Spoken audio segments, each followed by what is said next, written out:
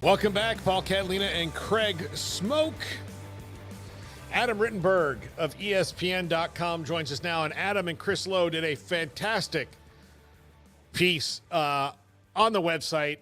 You can see it right now. We'll put the link in the chat. And Adam, I consider myself a pretty attentive reader, but the motion graphics that you guys did and how fascinated I was by that had me having to click back through a little bit, because this was, I don't think I've ever seen anything like this on ESPN's website really at all. And that's not to say that maybe they haven't done it, I just might have missed it. But this was pretty labor intensive for you guys and the site, wasn't it?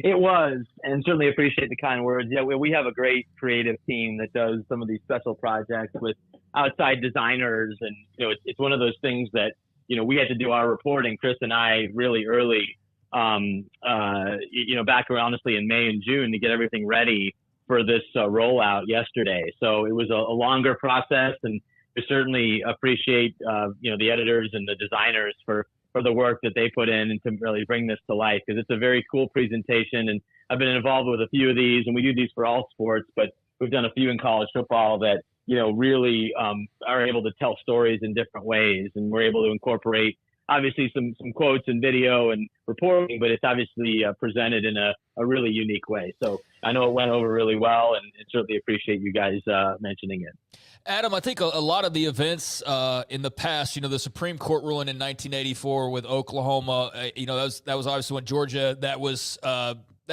led us to where we are in so many ways. A lot of different things along the pathway. How much do you feel like there are probably younger people who see the chaos of the last 5 to 10 years, or even the last couple, that don't realize, hey, realignment's been around for quite a while, actually, and this helps illustrate that, doesn't it? Yeah, it does. And, certainly the last 3 summers have felt like, and it really have been historic. But, it's not the first time that conferences have changed dramatically, or that rivalries have gone away, or that a lot of emotions have gotten involved. I mean, this is the story of college sports. And, from the Southwest Conference going away to, the ACC changing to, some of the moves that were, I think, triggered by, Notre Dame, figuring out its own media contract, and Penn State coming to the Big Ten. There's kind of these pockets where there was a lot of activity, and we're obviously coming out of one, or maybe still in one, that obviously started with the Texas and Oklahoma moves from the Big 12 to the SEC. And so, yeah, I think it's just to show that, hey, realignment goes back a long ways and has been presented in different forms, and there's different factors that have fueled why teams have moved from one conference to another. And it's something that, will probably continue in some form here going forward here in the near future. Adam, what was the most, like, as you dove into the history deeper? I mean, some things like Sewanee used to be in the SEC and things like that, but as you started to dive deeper into it, what was a historical fact that kind of jumped out at you? Right. Well, I know the Big Ten history pretty well, so none of that really. I mean, obviously, Michigan having to leave the Big Ten briefly is kind of shocking. But that's more than 100 years ago. I think how the ACC formed, and some of the friction between what's now the SEC and the current ACC, and certain teams that were brought over and certain teams that were left out. I mean, the one section in there where a team from Virginia, whether it was Virginia Tech, or West Virginia, was going to go into the ACC, and Virginia ended up being the pick instead of the others. It's just interesting to think about, because there's factors that have changed. And, right now, would Vanderbilt be in the SEC? Would Northwestern or Purdue be in the Big Ten? Probably not, if it's just based completely on brand and fan base and those factors, historical success. But that's not how these conferences started. And so it's always fun as somebody who enjoys history to look back at, things that happened, 50, 70, maybe even longer years ago. Yeah, I love the quote that I saw about Notre Dame, and that, Notre Dame can't really complain about anything in realignment. Now, they sit pretty, as we all know, Adam. They're like the belle of the ball in realignment, hypotheticals or whatever. But I like the quote about them lighting the fuse. There was that Oklahoma-Georgia ruling, but then Notre Dame and that TV money there in the late 80s, that's basically the start of where we ended up to where we are now, right? No doubt. And again, the Penn State move to the Big Ten was right around the same time. And then you had the SEC adding, a couple of teams to create a championship game, which is obviously really important to Roy Kramer. And that's been an incredibly successful event here over the years for the SEC. And we had Commissioner Kramer on video, which is really cool. Chris Lowe went out to his home and interviewed him. And, we had a video of Barry Alvarez and Kirk Ferentz talking about some of the Big Ten editions. And I spoke with Jim Delaney, who, again, had such a big role for such a long time and could really speak about not just what the Big Ten did, but what the SEC did and the courtship of Notre Dame, which never came to fruition for the Big Ten, but obviously worked out in a sense for the ACC, although not getting Notre Dame as a full member in football. So it's just fun to talk to those guys who were around for so long and involved in all of those meetings that really changed the history of the sport a few times. When it comes to Notre Dame and the Big Ten, how far down the road did that really get? Because Notre Dame is very, very proud of their independence. And I don't know if anybody can ever give them a good enough reason to not be independent, given all the advantages that they have. No, right. And Jim Delaney told me that those conversations weren't that serious. I think one time was a little bit more so than the other time. I think the second time they pursued them, it really didn't get very far because of what you just said. And, if Notre Dame can be independent and have access to compete for a national championship, then there's really no incentive on their part, even if they could earn more money as a member of the Big Ten or the SEC, there really isn't a driving force for them to do so. And I think what'll be really interesting, guys, is with the new playoff format, Notre Dame, the best that they can possibly do is to host a playoff game that first weekend as the 5 seed. They can't get into that quarterfinal round.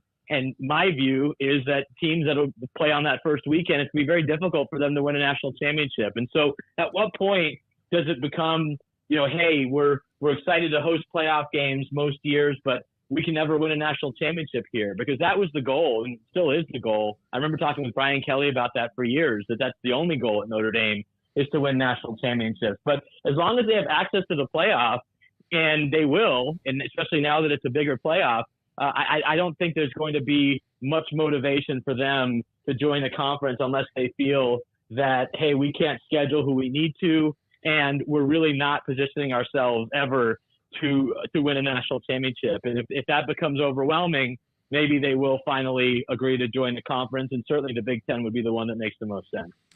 Is when you see some of the leagues that have broken up or kind of come and gone and morphed into something that they're not, obviously the Pac-12, and this is not just recency bias, probably has the most egregious ignorance on their actual situation than most. But when you look at some of the teams, and you guys talked about, how the Big East, popped up and started to be a player, and then they fell apart football-wise as well. Is that similar just historically when you look at the facts of the Pac-12, or how is it a little bit different?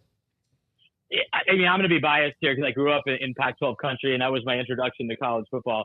The Pac-12 should never have broken up. I know that people say, well, California, they're not as interested in college sports. I just don't buy that. I mean, I grew up going to games in that state. I remember what it was like in the 90s and the early 2000s, especially with USC became so dominant. And just the arrogance and the mismanagement. I know that people give Larry Scott a lot of grief, and it's justified, but the presidents and chancellors of that league completely dropped the ball for such a long time. And, I think if you look at how the Pac-12 functioned for many years and you looked at some of the discord in the Big 12, you would have put all your money on the Big 12 falling apart before the Pac-12. And it just underscores again how disastrous of a leadership job the commissioner, the presidents, and the chancellors and others who were influencers in that league did to let it get to the point where it reached, obviously, the last couple of summers. So just as a Pac-12 guy growing up, it's heartbreaking and it's really sad to see, but there's a reason for it, and there's a lot of blame to go around. You've got a trio of quotes there at the end of the article. One's from Kyle Whittingham, Utah head coach. One's from Iowa State AD Jamie Pollard, and one's from Trev Alberts, Texas A&M AD. Just kind of talking about the future. Whittingham's been very outspoken about how he thinks like there's the super conferences are coming and this and that. And I don't know. I guess I'm just asking of like all the quotes you heard, and those three were particularly interesting. Does it feel like everybody's kind of on board with where this is headed, or was there something perhaps more interesting that was said about where people think this is headed that you gleaned from these discussions? Well, I think a lot of people do expect there to be, some type of super conference, although I still am interested to see, when that happens and the discussions that occur with teams that won't make it, because, that's still where it's been difficult for presidents and chancellors to go to a member in their league and say, yeah, you're not going to be part of this because you don't have a big enough fan base and you're not going to bring enough brand power to our league, so you're out.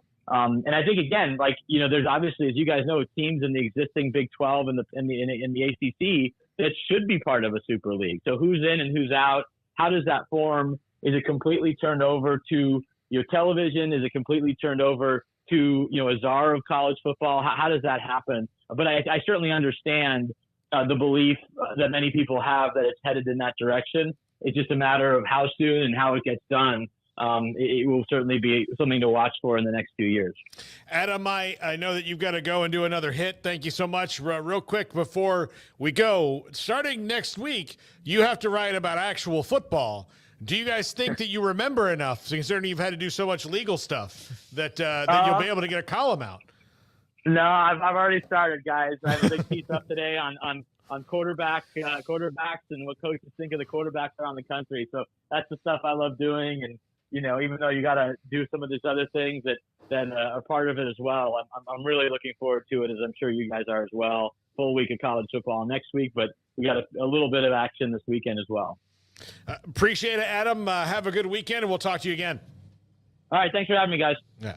Adam Rittenberg, ESPN, with us there. And it was, I'm a very attentive reader when I'm reading something, but the graphics kept distracting me. And I'm a little worried that I've regressed.